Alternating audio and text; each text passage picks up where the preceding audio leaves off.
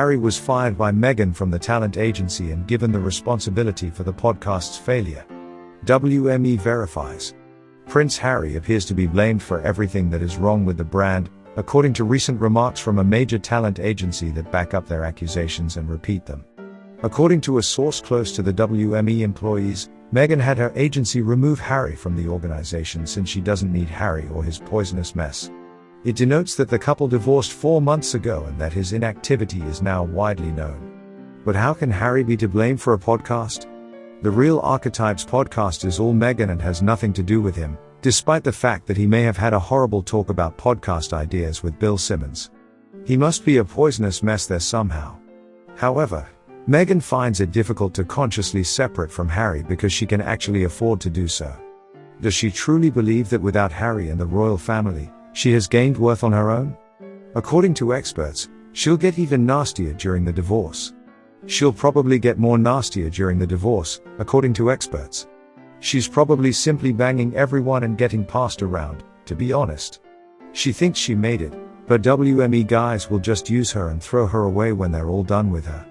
Lady C explained some time ago that according to the rules, if Meghan so chooses, she could divorce and keep the Duchess of Sussex title until she marries again with someone else.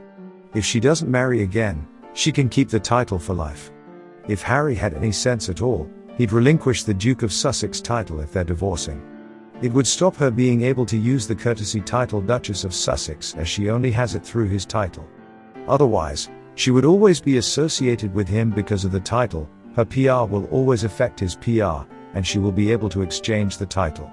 She'll use it to further her position, which she'll then use to continually berate him and attribute all of her problems to him. He would be better off cutting off her status supply.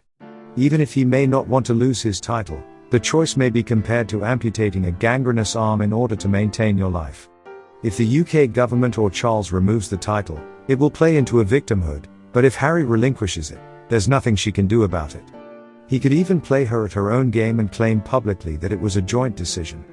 The problem is she can use the divorce settlement to launch a new attack on the royal family or to start her political ambitious plan and gain access to places where she can find a rich guy to marry and use his money for a few years, torturing the world with horrible PR.